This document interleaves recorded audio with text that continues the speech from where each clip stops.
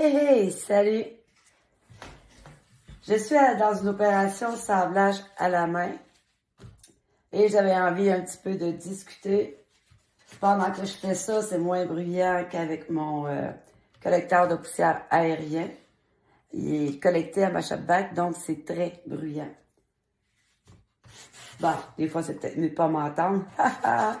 Non, sérieusement, je m'en viens de parler, bon, à partir de ceci, qui est en fait un challenge lancé sur un groupe vraiment super sympathique. Kindred Spirits Woodcarvers. C'est un groupe privé que tu vas trouver sur Facebook. C'est vraiment une grande communauté, mais c'est serré là, comme une grande famille. Et on est bien supporté là-bas. Les membres se respectent. C'est super. Quand on a besoin de trucs, ils sont là. C'est autant des débutants que des beaucoup plus avancés que moi.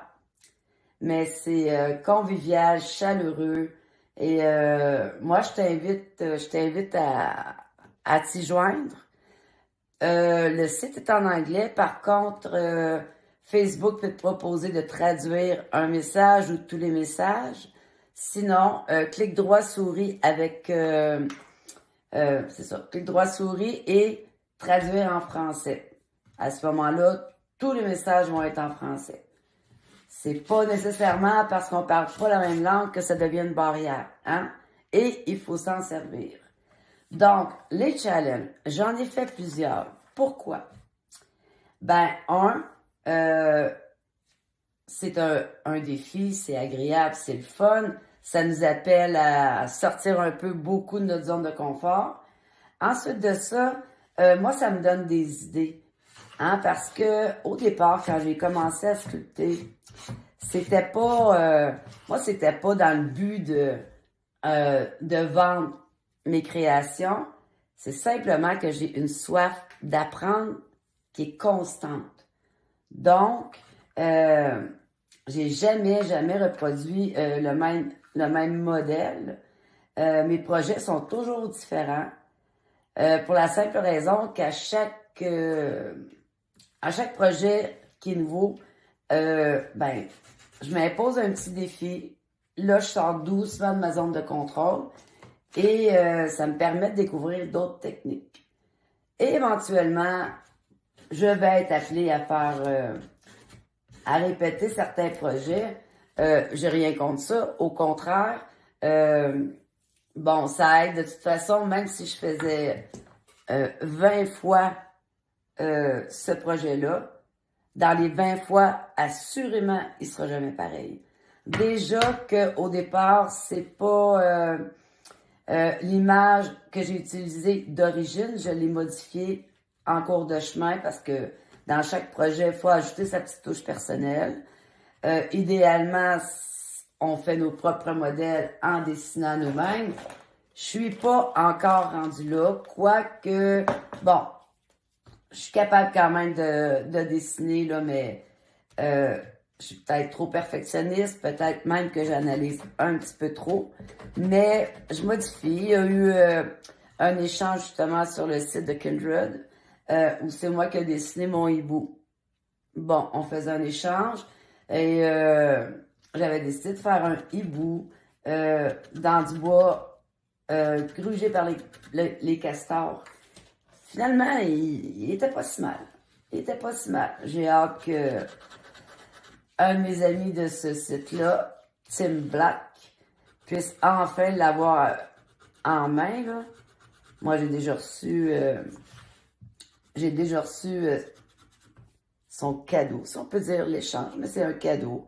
Hein, parce que tout le monde y met un peu de son âme dans ça. Donc voilà, c'est pour ça que je fais beaucoup de challenges. D'ailleurs, je vais faire un petit montage. J'en ai pas fait énormément.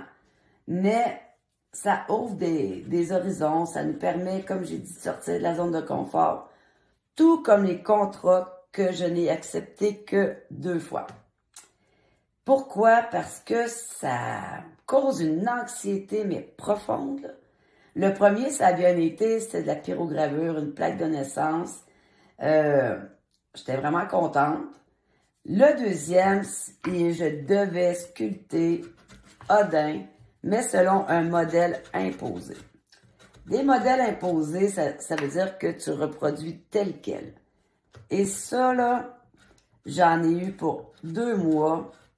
Et je m'en suis presque rendue malade. Par 4 ou 5 fois, j'ai dit à mon client, oublie ça, là, ça marche pas. Je serais pas capable de te le faire. Puis à chaque fois, par contre, j'y revenais parce que je voulais réussir, je suis entêtée. Et j'ai fini quand même par m'en sortir, pas pire. Mais ça, j'ai beaucoup de difficultés. Je me fais pas assez confiance, ça c'est certain. Surtout que c'était mon premier visage. Et que la statuette, j'essayais de la reproduire exactement comme le modèle qu'il m'avait montré. Et ça, là, ça c'est pas bon du tout. Mais bon, je m'en suis sortie. Mais j'ai drôlement sorti de ma zone de confort et je préfère encore offrir qu'est-ce que j'ai réalisé. D'ailleurs, c'est à peu près la seule chose que j'ai fait, j'ai donné. J'ai, dans un des challenges, mon premier visage à vie, fallait faire green person, comme un peu les esprits des bois, exactement ça. Moi, je l'ai fait au féminin. Et la personne qui m'a coaché, en fait, était deux admins de Kindred. Mais celui qui m'a jamais lâché, je pouvais lui montrer au fur et à mesure, j'y ai offert. Donc, ce challenge-là, je l'ai personnalisé pour lui. C'est Larry Dibb de Wowzy Workshop. Et je pouvais pas faire autrement que de lui envoyer au BC. Ouais. Au moins, c'était au Canada. Donc, c'est ça. Toi, en as-tu fait plusieurs contrats? Est-ce que tu sors de ta zone de confort? Est-ce que t'aimes ça?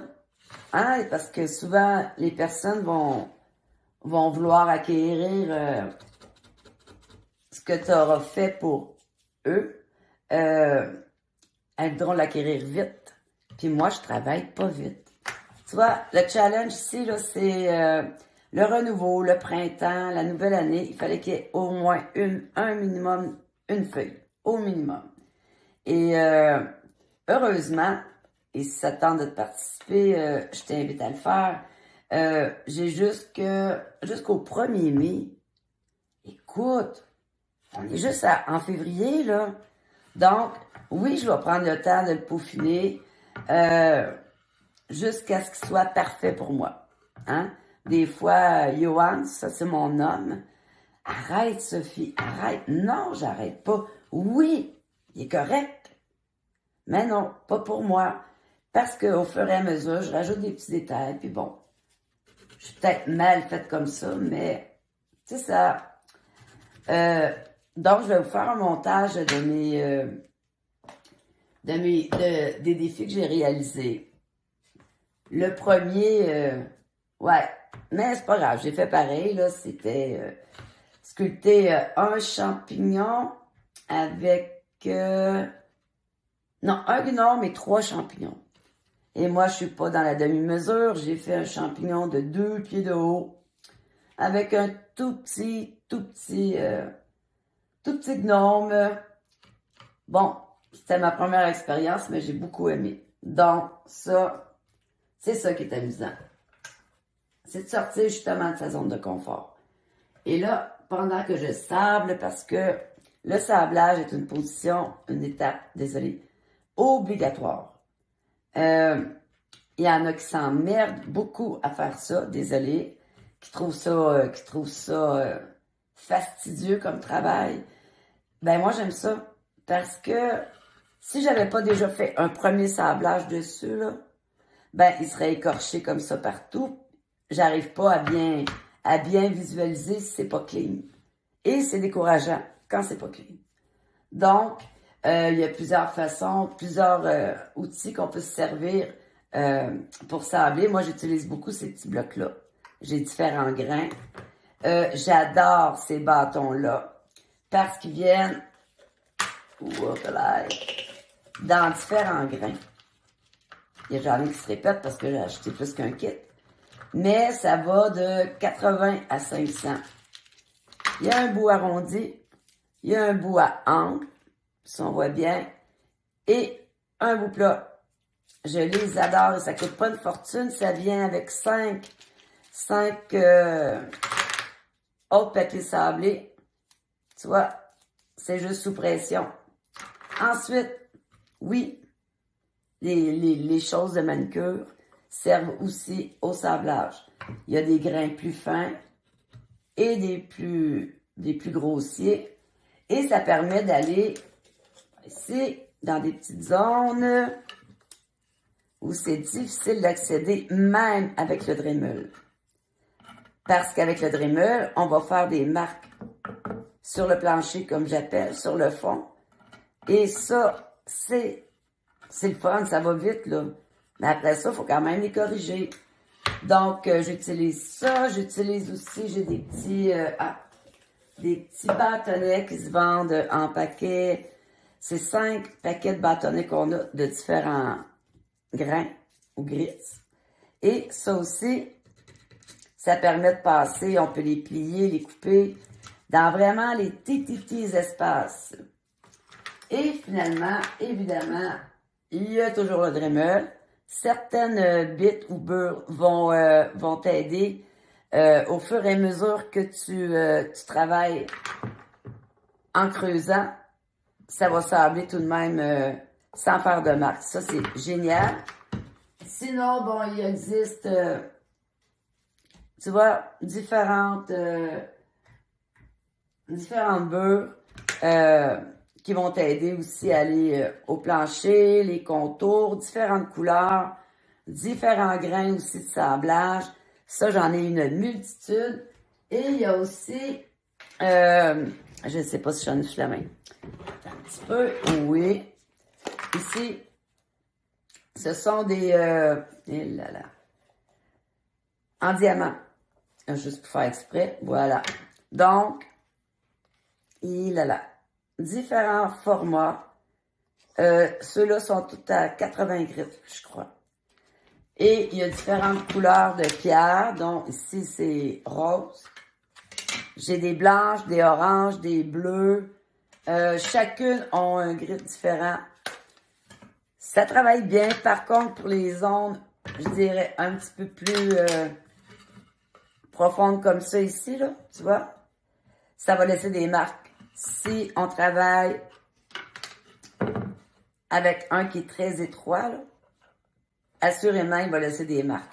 Donc, à ce moment-là, moi, j'y vais avec celui-ci.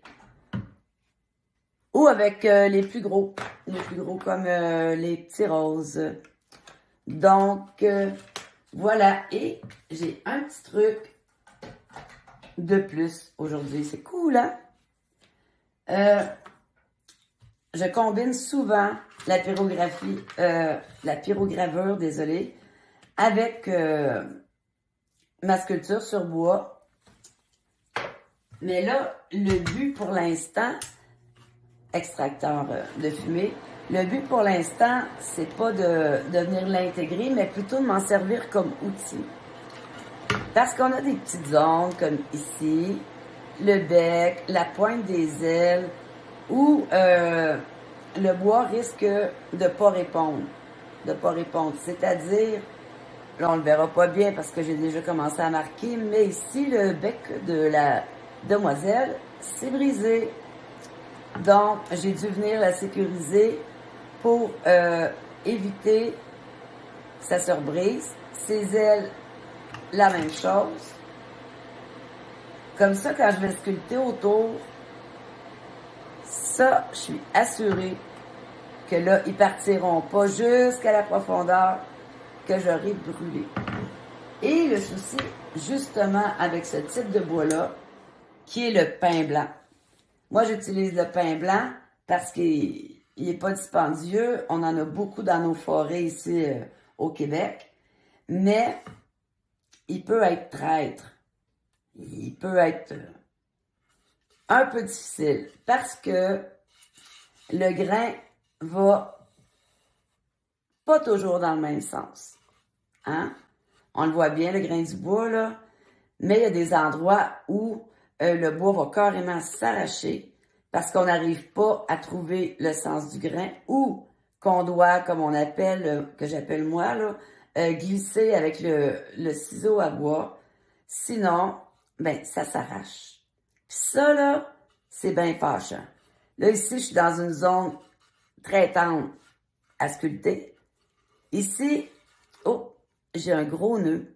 Donc, ce que je vais faire, c'est que je vais m'en servir quand même pour créer peut-être une petite montagne ou on les enlève, une petite montagne ou une roche.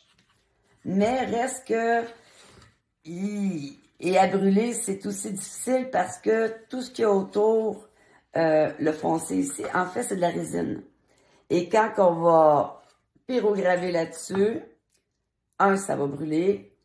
Quand on va sculpter, mais c'est comme du sucre. Hein? C'est vraiment comme du sucre. Donc, le pain blanc est pas facile à travailler, sauf si, évidemment, comme je dis, on dompte le bois, on apprend à le travailler. Puis ça fait des beaux résultats quand même, là. Surtout quand je vais appliquer une couche de finition dessus. Mais ça, on va en parler un petit peu plus tard. J'ai pas énormément testé de bois. Par contre, oui, l'érable, parce que j'ai une énorme pas une beurre, une loupe d'érable de 2000 livres que mon conjoint m'a rapporté d'où il travaille. J'ai commandé à un ami, c'est Black, Cottonwood Bark. C'est de l'écorce. On sculpte carrément l'écorce. Ça, c'est super génial. Il y a aussi le tilleul ou le basswood. Il n'y a pas de grains. En fait, ils sont tellement petits et le bois est très, très tendre. Donc, oui, j'ai touché à l'érable. Le pain blanc. Ah, aussi, au Québec, on l'appelle le faux tremble. Le tremble. Hein? Ça, j'adore aussi. Et ce qu'on adore le plus en sculpture, moi, surtout avec les ciseaux à bois, c'est d'entendre gratter le bois. Hein? Et ce projet-là, j'en reviens à ça, les ciseaux à bois, il va être plus long pour moi parce que il y a des sections que c'est agréable de travailler à la main aussi. Avec le Dremel, oui, c'est vrai que ça va vite, mais je suis peut-être pas encore assez habile. Je trouve qu'il y a beaucoup de sablage, encore plus à faire, sauf quand j'utilise certains types de bites ou de beurre. Mais, puis même le sablage à la main, pour moi, il n'y a rien qui vaut mieux que ça. Mais bon, ça c'est chacun son opinion. Hein? Puis sabler, là, moi, là, ben, ça me calme, ça m'apaise. Puis en plus, ben, c'est un peu un résultat comme à chaque étape que tu sculptes, il y a quelque chose qui ressort, qui naît de tes mains. Puis le sablage, ben, ça fait partie de la création. Donc voilà. Je te remercie d'être passé encore. Puis plein de nouvelles choses à venir. On va jaser un peu moins, probablement, parce que là, je débute un nouveau projet qui est un contrat. Donc, on se revoit sous peu. Merci encore d'être passé. Mysteries and